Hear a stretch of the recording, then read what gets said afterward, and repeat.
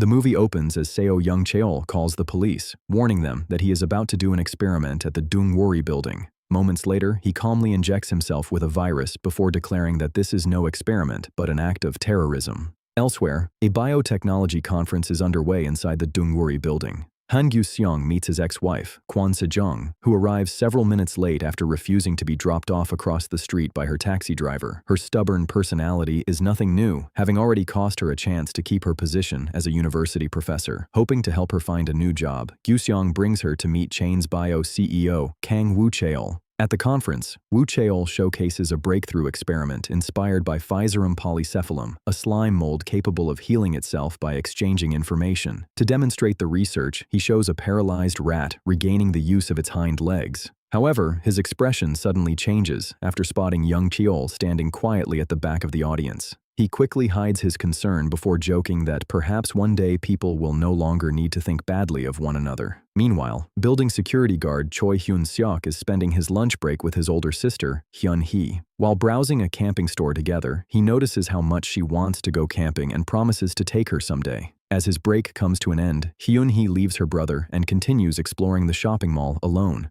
Shortly afterward, Gyu-seong finally introduces Se-jeong to Woo-cheol. Before they can exchange more than a few words, Woo-cheol receives a call from counterterrorism team leader. The moment he hears Yeong-cheol's name, he abruptly excuses himself and walks away, leaving Se-jeong wondering if he the one who sent the invitation with the note before her ex-husband urges her to chase after him. Following the warning, he heads to a VIP. Soon after, Yeong-cheol sneaks inside. Unaware that Se-jeong is watching from a distance, the two immediately confront each other. Yeong-cheol blames him for taking credit for his research and abandoning him afterward, but Woo-cheol brushes him off as a dangerous madman. In response, he insists his plan isn't to destroy humanity, but to replace it with something new. Furious, Woo-cheol shoves him against the wall, sarcastically gives him 2 thumbs up before busying himself. Without warning, Yeong-cheol pulls out another syringe and injects it into Woo-cheol's neck. He quickly fights back, traps him inside the room, and holds the door with a chair before reaching for his phone. Moments later, the virus begins taking effect. He suddenly vomits white fungal matter, collapses to the floor, and his body starts twisting uncontrollably. Seconds later, he rises again and attacks the people outside.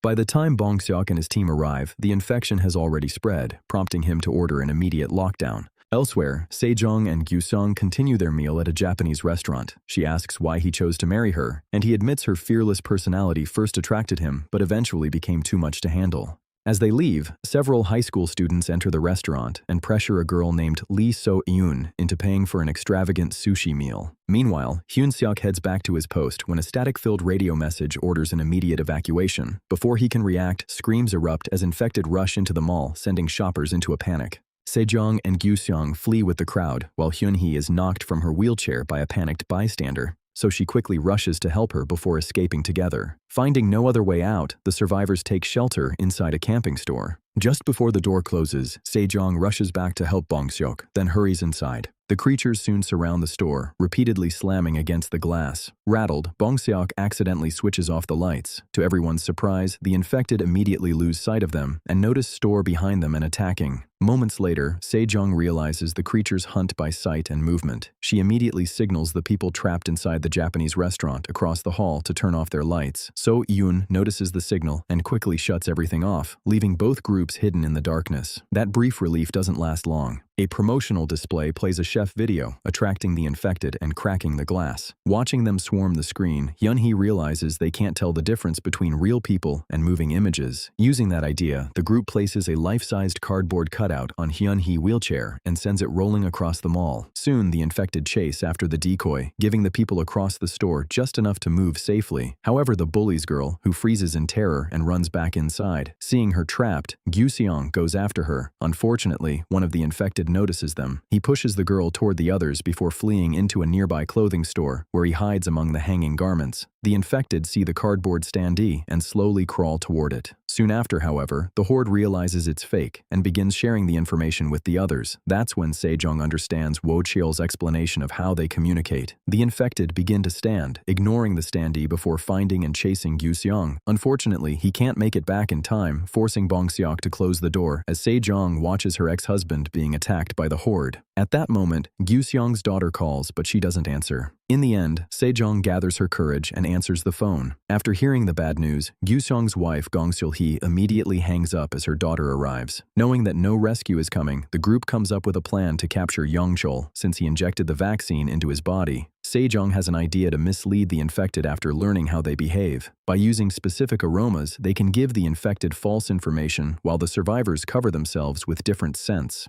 One of them goes to fetch perfume from a nearby store before returning and leading the scent into a room where they pour it over a mannequin. The group then stands still, hoping the infected will take the bait. Before long, the infected inside the store share the information with the others, temporarily immobilizing them and giving the group enough time to move unnoticed. Although their plan is disrupted when the bully girl accidentally bumps into one of the infected, Se-jeong manages to resolve the problem, allowing everyone to escape through the elevator. Upon arriving at Yeong-cheol's lab, Seol-hee and the others enter, led by counter-terrorist soldiers. Once inside, they find rows of tanks filled with infected monkeys awaiting stimulation, as Seol-hee shines a light into one of their eyes. At that moment, one of the soldiers notices that a glass tank is already empty. Suddenly, the monkey leaps onto him before escaping. Terrified, Seol-hee accidentally bumps into another tank, triggering a chain reaction. The monkeys begin pounding on the glass before eventually breaking free. Unbeknownst to the group, all the infected monkeys are already above them. All of a sudden, they begin attacking everyone. One of the monkeys attacks Seol-hee, but she manages to throw it away before it is killed by one of the soldiers. Suddenly, all the remaining infected monkeys drop to the ground. That's when Seol-hee notices the infected tag on the board matches the one attached to the monkey that was just killed. Meanwhile, back at the Dungwori building, the survivors arrive on the third floor, where Yeong-cheol is trapped inside a room. Once inside, Bong-seok immediately cuffs him and starts planning their escape to the top floor for evacuation, since the government is treating everyone inside the building as patients and preventing them from being killed. Hearing Hyun-seok's suggestion, they arrive at the cargo elevator. As the elevator starts moving, Yeong-cheol distracts the survivors before pressing a button, causing the doors to open on a floor where the infected are already waiting, while he casually walks away, completely ignored by all of them. Luckily, they manage to close the doors and continue to the 30th floor. However, they find some infected in front of them acting strangely, copying what they are doing. Left with no other choice, Hyun-hee suggests going to the monitor room in the basement. Once they arrive, the group carefully moves in the direction Hyun-seok points out. However, the bully girl accidentally steps on an empty can, making the infected look around for the source of the noise. Quick to react, So-yoon catches her and holds her up so she doesn't fall, allowing them to escape the danger. Inside the room, they immediately close the blinds. Only then does Se-jeong realize how Yeong-cheol knows everything happening outside while he is locked inside a room. So, Hyun-seok operates the surveillance cameras until he finally finds him. It turns out Yeong-cheol is looking for Woo-cheol and asks him to bite him before dropping to the floor and convulsing. In an instant, every infected in the building receives the same information and stops moving. Seeing this, the group beside Hyun-hee immediately goes to get Yeong-cheol. However, the moment they pick him up, he tells the infected around them to attack, forcing the survivors to take refuge in the meeting room. Just then, as the horde passes them, Yeong-cheol reveals their location, making the infected turn around and try to enter. Sensing that something is wrong, Se-jeong immediately covers his eyes. She then fools him by pretending to go through another door, causing the infected to move away. Realizing that Yeong-cheol can communicate with the infected, they are forced to use the group chat. Guided by Hyun-hee through the security cameras, Bong-seok realizes the group is heading back and insists that they take the captive to the top floor, leaving Hyun-seok's sister behind and accidentally reveals her location in the process. Hearing this, Yeong-cheol controls one of the infected to search for her location on the computer before sharing the information with the horde in the basement, ordering them to attack the monitor room. Urging them to come back, Hyun-seok wants to bring Yeong-cheol with them, forcing Bong-seok to point a gun at him. With no other choice, Hyun-seok leaves alone. While Bong-seok is distracted, Se-jeong grabs his gun, points it at him, and demands that he go back. However, the businessman survivor grabs her from behind, allowing Bong-seok to hit her and forcing her to show them the way. Meanwhile, Hyun-hee guides her brother through the security cameras, directing him along a safe route until he reaches the elevator. It is then revealed that there is no hope for her, so she continues guiding him toward a safer path to help him escape. Shortly afterward, the infected break through the glass and lunge at her. Heartbroken, he sends a message about planning to kill the vaccine, while Yeong-cheol mocks him and laughs like a maniac. Elsewhere, a group of scientists meets with the minister, who asks them whether those infected can still be saved. After learning that the chances are extremely low, he asks Seol-hee to announce the condition of the victims inside to the public. One of the scientists immediately objects, but she agrees to do it anyway. She then shares information about the abnormality observed in the monkey at Yeong-cheol's lab. After the minister leaves, the group's leader reprimands Seol-hee for her decision, but she argues that doing nothing would only allow the infection to spread. Back at the Dungwori building, Hyun-seok heads to another security room to locate the others before activating the mall's emergency announcement system, making sure Yeong-cheol hears the message. As expected, Yeong-cheol immediately shares the information. Soon after, an infected lunges at Bong-seok, forcing him to shoot it and prompting the businessman to question his actions. Seeing more infected coming, an annoyed Bong-seok tells the speaker to turn back before shooting him in the leg and bringing Yeong-cheol into a room.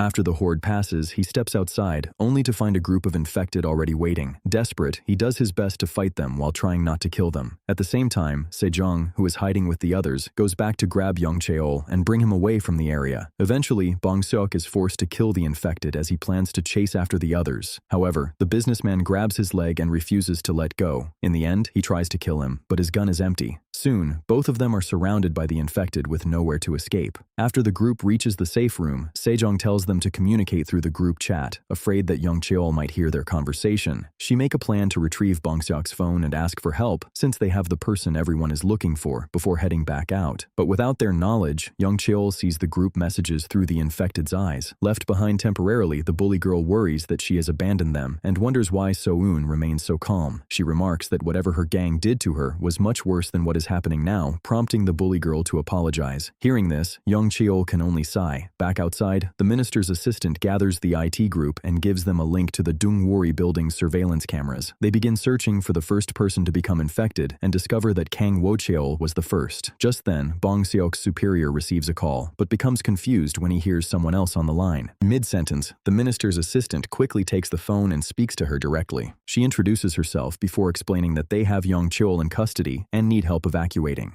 After discussing the situation with his assistant for a while, he asks for their location before sending a squad to the top of the Dungwori building. When she returns, however, the infected suddenly rise and begin sharing the information they heard with Yeong-cheol. Once inside the building, the soldiers find a group of infected covering the entire hallway before the horde immediately attacks. Despite their struggle, they are quickly outnumbered. Meanwhile, another squad manages to take down several infected and spots Wo-cheol. Everyone in the tent watches the scene through the monitor, but the camera disconnects for a moment. It soon comes back online, showing that they have managed to kill him. Yet nothing seems to change. Before long, a horde comes their way, led by a soldier who has turned and quickly overwhelms them. Everyone watches helplessly through the monitor until the connection is lost again. On the way back, without Se-jeong's knowledge, Hyun-seok comes out of the room and follows her. Just then, the bully girl gets excited when an evacuation team knocks, only to realize the speaker is an infected controlled by Yeong-cheol. After pushing open the door, the creature rushes to Yeong-cheol's aid while another watches over the girls. Having been a jerk all her life, the bully girl pushes So-eun toward the monster and plans to run away, only to be blocked by another infected. Soon, So-eun starts to turn, so Yeong-cheol helps her get revenge by ordering her to kill the bully girl. Moments later, Se-jeong spots Yeong-cheol coming toward her and immediately goes into hiding. Before long, Hyun-seok shows up and starts attacking, but the infected don't attack him, mistaking him for one of their own because his clothes are covered with polycephalum fungus. Seeing his army being killed effortlessly, Yeong-cheol orders more infected to attack after realizing that Hyun-seok is different. After a brief struggle, the creatures become more organized, leaving him overwhelmed and eventually pinning him to the ground. As Yeong-cheol comes closer, he gets ambushed by Se-jeong, who puts a rope around his neck and connects it to a storage rack before knocking it over, causing the rope to tighten. With no way out, he is forced to call the infected back to help him. Seizing the opportunity, Hyun-seok rushes over and tries to kill him, but Se-jeong stops him and attempts to reason with him. Instead, he jumps over her and hatefully chokes Se-jeong for leaving his sister behind. Noticing Yeong-cheol running away, he reluctantly releases her and chases after him. Soon after, he manages to corner Yeong-cheol. At that moment, however, the infected Seol-hee shows up. Stunned to see his sister walking, Hyun-seok tries to hug her, but she stabs him instead. After that, Se-jeong confronts him again, asking why he sent the invitation card with a note inside. It becomes clear that she has been one of his targets all along. Years earlier, his father was fired by her for illegally using funds and tried to explain himself, using the exact words written in that invitation card.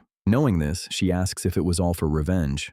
However, he rejects the idea, saying it was only incomplete communication. Because of that, he created a system to prevent the same thing from happening again by connecting everyone's minds, as he explains, while the infected complete every sentence he says. Before long, the army arrives and escorts him out, abandoning Se-jeong as the infected chase her and corner her. Seeing an open room, she rushes inside and manages to escape before blocking the door with a chair. Soon after, she receives a call from Seol-hee, who tells her that she knows what is happening. Watching everything through the monitor, she also reveals that the minister never intended to save her. Then she explains the real reason for the call, telling Kwon Se-jeong about her findings in Yeong-cheol's lab. Upon learning this, Se-jeong explains that Kang Wo-cheol was not patient zero, remembering how Yeong-cheol could control all the infected. She urges Seol-hee to inform the minister about this. Even so, her suggestion is harshly rejected by the same jerk who had asked for her help earlier. Meanwhile, the squad escorting their target meets its demise when several infected soldiers controlled by Yeong-cheol gun them down and kill them all. The target calmly reaches into a soldier's pocket, retrieves the key to his cuffs, and frees himself. Arriving on the roof, he wipes out the remaining soldiers before crossing to another building using a zipline. Following that, he enters the van prepared for his extraction. On the way, he hears a crowd gathering in front of the Dungwori building, so he turns around and heads there.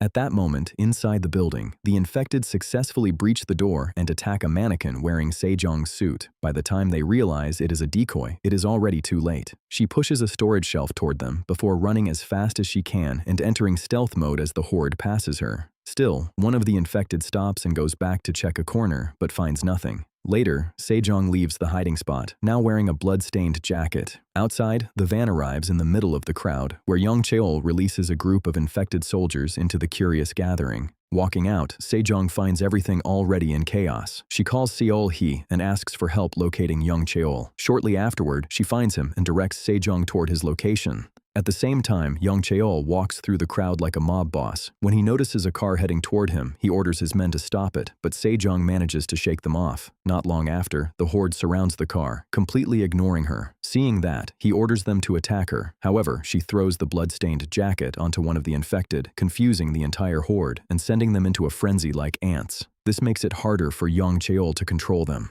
After struggling to reach the infected wearing the jacket, he manages to remove it from its face. In an instant, the horde falls to the ground and resets to its previous state. Seeing a poster on a bus, Se-jeong gets an idea, remembering how the outbreak first spread. She then begins running toward him. As planned, he throws her near the poster, allowing her to roll underneath the bus while Yeong-cheol is knocked aside by the horde. Not long after, his jacket catches fire from a burning car. When Se-jeong peeks out from behind the bus, Yeong-cheol slams into her, throwing her aside, instinctively seeking her assistance, only to get smashed in the head with the dashboard. While still in pain, Yeong-cheol makes a desperate movement, and the infected around him follow his actions until he drops to the ground and dies. Soon after, all the infected stop moving, just as Se-jeong expected. A moment later, she comes closer to make sure he's dead. As she looks at his third-degree burns, Seol-hee watches everything from the monitor and breathes a sigh of relief that it's finally over. As dawn breaks, Se-jeong walks between the unmoving infected and reaches for her phone inside the car. She calls Seol-hee and asks for confirmation that it is really over before walking away. However, because the director of the movie leaves room for a second part, one of the infected ambiguously awakens.